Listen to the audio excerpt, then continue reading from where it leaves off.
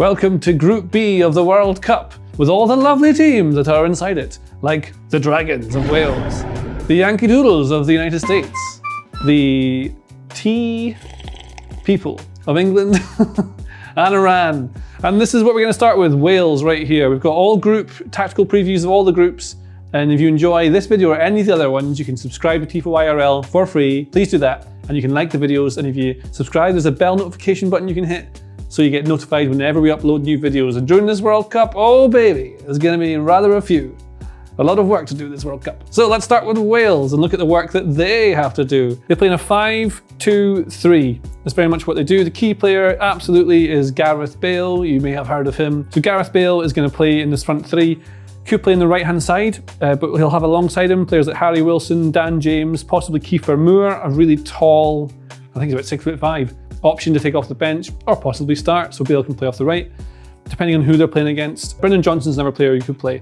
Because the thing that these forwards all have in common is that they're very quick and can play in multiple positions across the front line. So for example, James can play very wide left, but also on the right, and he can play through the middle if he needs to, and getting in behind. Because what Wales do is they don't send an awful lot of players forward a lot of the time. They're not great in possession. They like to sit back, encourage teams to come out, and then they can hit them on the break with these fast players. Because then you've got Dan James, lightning quick, Wilson, really quick, Bale, really quick.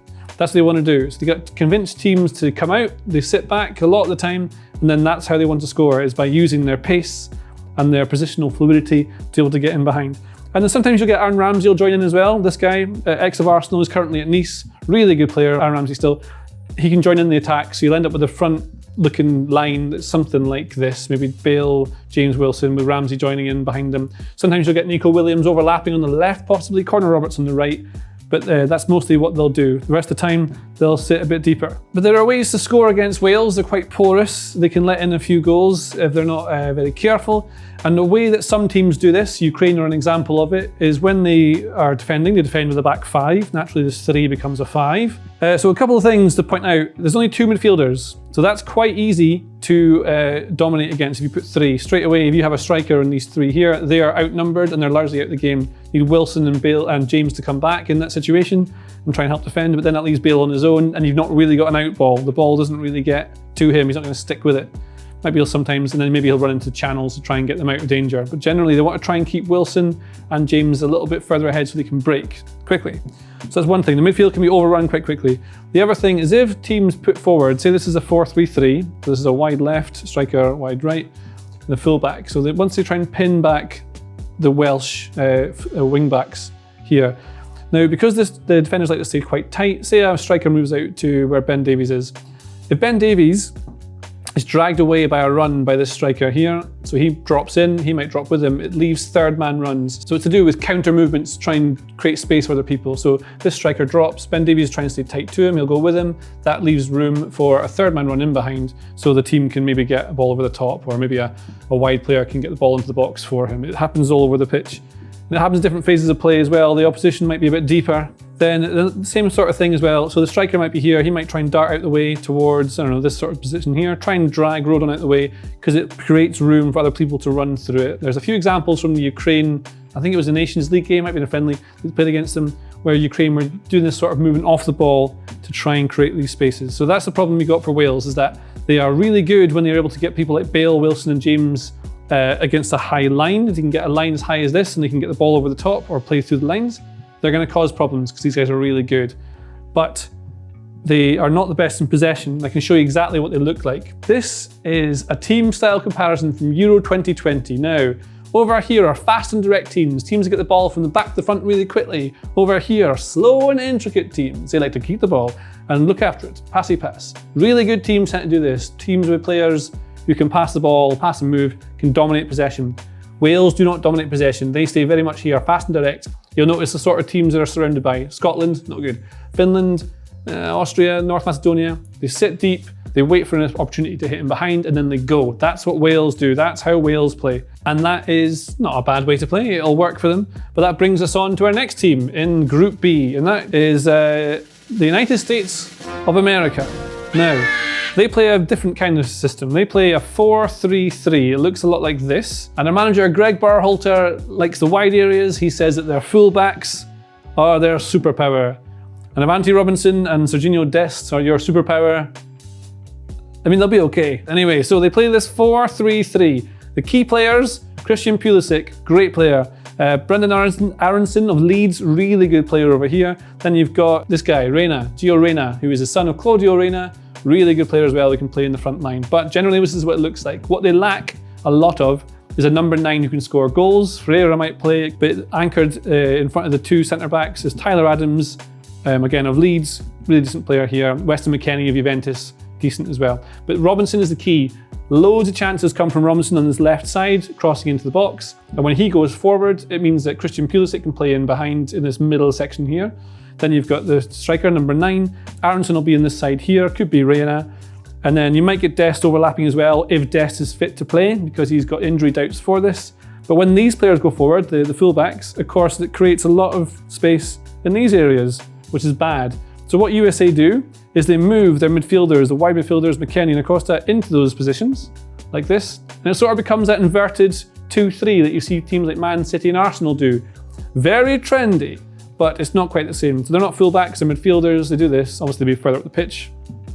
But that's what they do in build-up. They try and move these players into these positions. Sometimes Adams might move behind them, like this, so they got a 3 just to try and protect things, but they largely leave the midfield vacant because they don't want to keep the ball in midfield, they want to get the ball in behind. In fact, this is the way they create chances, I'll show you. Now, they want to play and get the forward line, Pulisic, Ferreira and Aronson, in behind quickly over the top. So to do that, you want to draw the opposition out to try and press them. So they'll let a team try and push up here. Say the team is pushing up, and they're thinking they're going to get in at United States here. They're going to leave this much space. That's too much, because in behind here, that's too dangerous. Players like Pulisic will run onto this too quickly. They're too quick to get in behind. So largely teams will be quite cautious, and they'll want to play a bit deeper against the United States. So they'll maybe sit, not mid-block, but around a bit here. But what the United States then do is they pass the ball around, push their fullbacks up a bit, pass the ball around, so that it draws the team up, so they don't even know they're doing it. They push up and up and up a bit further, so that this line slowly creeps up, and then they can get a ball in behind. Adams can play over the top, or try and get one of these players to play the ball through the line so they can get in behind. And I can show you again how that looks, because there's data that shows exactly what it is they do and how they create their chances. So this is Brendan Aronson scoring against Morocco in a friendly, the mighty Morocco. It's back in June. And you can see goalkeeper to defender, and then they just pass it around back and forward till they draw the team out, and then bang, over the top it goes. Pulisic gets in behind. That's how they score one of their goals. So they can trick one of I don't know, Iran or England or Wales into doing that. That's one way they'll score, but they do have good players in the final third that can create things in tight areas, especially Pulisic. And if none of that works, this guy here, Weston McKennie, is a secret weapon because he's got a really good long throw. You just throw the ball into the box and see what happens. They don't have a big lad there to try and take it down, but throw it in the mixer and sometimes you get results. Speaking of which, the next team is England. Here are England. They play under the management of Gareth Southgate, of course. You may have heard of England, especially if you speak English and live in England. Here they are. So I put them here in the wrong formation. They don't play this. They play a 3-5-2 or a 5-3-2, whichever you want to call it. And the problems that England have going into this tournament are numerous, and they're all to do with injuries. So they've lost probably their best player. Well, Harry Kane is their best player, to be clear. But Reece James is an enormous loss at right wing back. He's just a fantastic player. He's now missing the tournament. So Kieran Trippier comes in, good at set pieces. That's very relevant, and I'll tell you why soon. But they have wing backs that like to get forward. They have defenders who can play out from the back. But in Harry Maguire, you have a man who looks like he's looking for Harry Maguire, although they've replaced him with his evil twin brother, who's slightly worse at football. Eric Dyer as well next to him. Always a mistake in Eric Dyer. There's always a mistake in Maguire at the moment. He's not playing his best. Eric Dyer, mistaken him, and John Stones, it's seen in the past couple of mistakes. Also, he's been struggling with injuries recently, so had to see how cohesive this all works. But this is generally what we think the back three will look like. England will play with a 3 against teams who they're frightened of, the big teams like Italy, Germany, that kind of thing.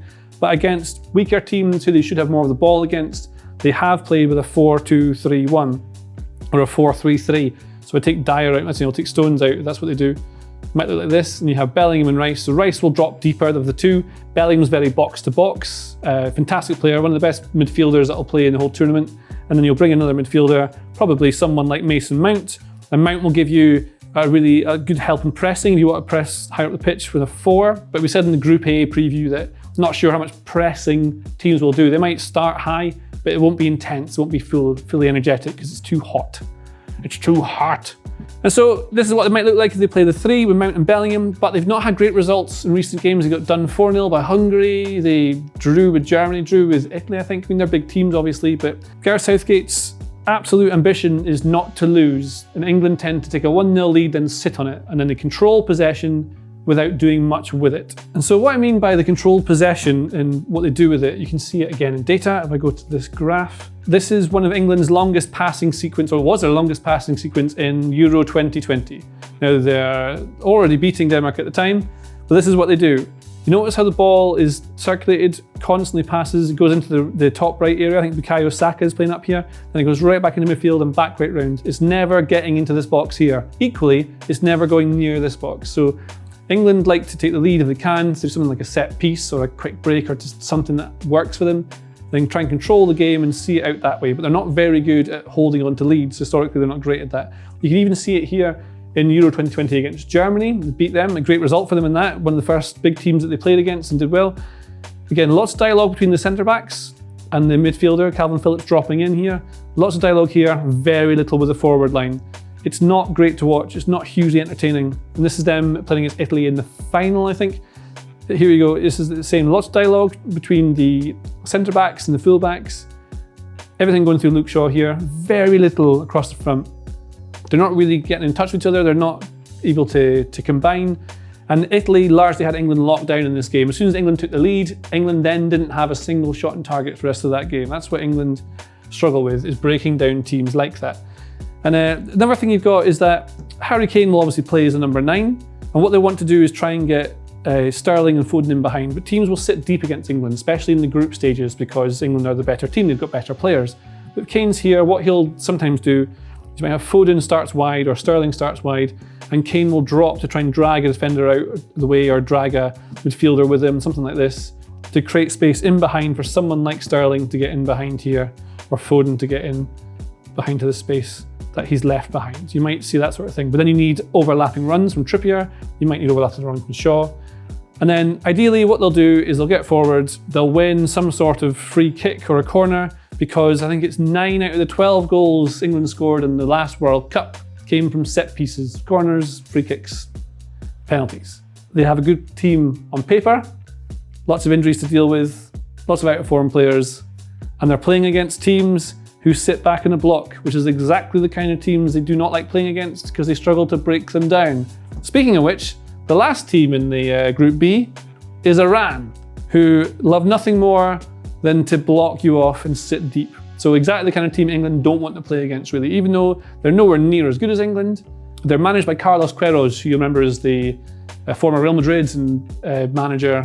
He was Alex Ferguson's assistant manager. There were far more high-profile jobs that he's had in his time. Very much from the Portuguese school of football and the Jose Mourinho sort of associated school of football, where if you don't make any mistakes, you're less likely to lose. A bit Southgate-ish as well, actually. But what you'll see from Iran, I think, is this 4-1-4-1. The best players are this guy, Azmoun and Taremi. They're both strikers.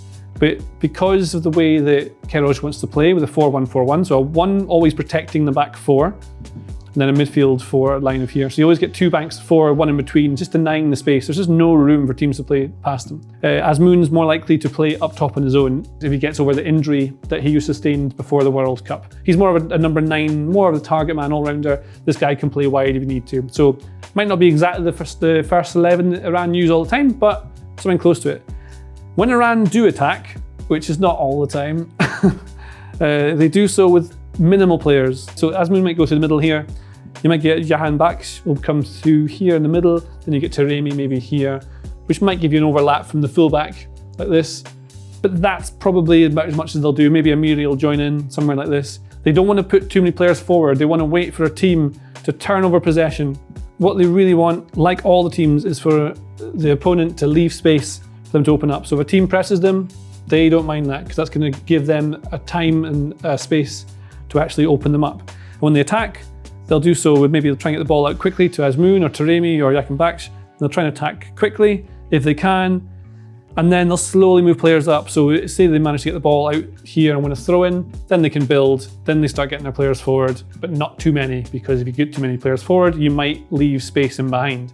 And that Portuguese school of thinking is that there are 4 phases in football. There's attacking phase, defensive phase, but the key ones here are attacking transition phase and defensive transition phase. Both of those two are bad to lose the ball in, because if you're transitioning from your set defensive shape here into an attacking shape, suddenly players go forwards and then they run forward, on you go, let's go forward, and then you start leaving space all over the place, like that sort of space here or this sort of space here.